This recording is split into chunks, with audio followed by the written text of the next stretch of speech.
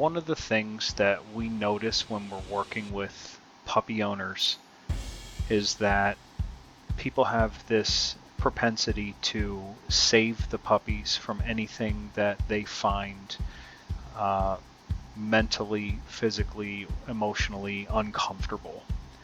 And I don't think that there's anything a person could do that is more detrimental to a young dog's development than teaching them that they have no autonomy and that they have no agency and that they have no way of resolving problems for themselves. That's a surefire way to kill confidence and create a level of dependency and reactivity and lack of emotional control that becomes a real problem when they get older.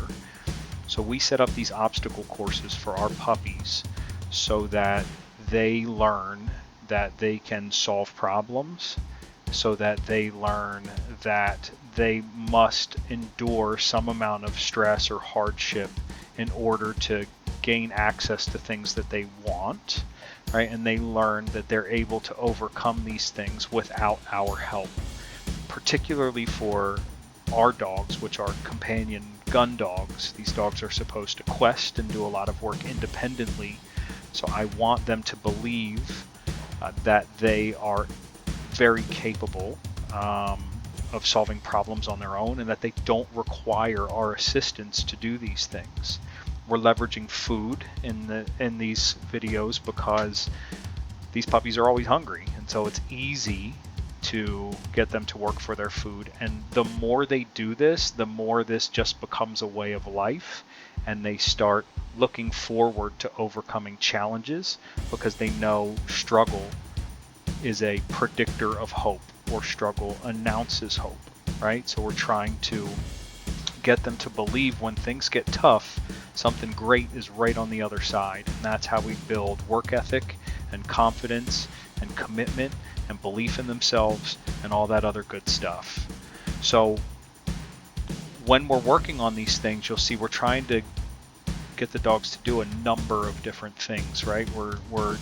We have some little plastic chain hanging off of that chair. They need to push through that in order to advance in the obstacle course. We have a tub filled with water that every time we do this, we add a bit more water to it so they get used to getting wet and hopefully eventually swimming even. We have surfaces that they need to climb over. Sometimes these are unstable, and so they need to work on balance, and they need to get comfortable feeling a little bit uncomfortable and feeling like there's not stability there. We use slippery surfaces, things that fall and slip and make noise, and all sorts of things like that that the dogs need to navigate. So we're trying to appeal to all of their senses when we're setting these things up. We're trying to pick a variety of different surfaces, substrates, cover of different types, right? Things that they need to traverse or push through or whatever the case may be. And that's the real purpose of this work. And we have found doing this stuff with our litters, they take a lot of things in stride that we see a lot of other puppies have a lot of trouble with, right? They get very used to and very comfortable with and very confident in their ability to get themselves out of difficult situations. And what we start seeing is that they look for the hard way to do things because they believe that that is going to produce some type of reward or some outcome that they value. So we find this one exercise, we get a lot of mileage out of this, and it does really good stuff for our puppies. And so we swap items out as soon as we see that the puppies are confident with what's in there now.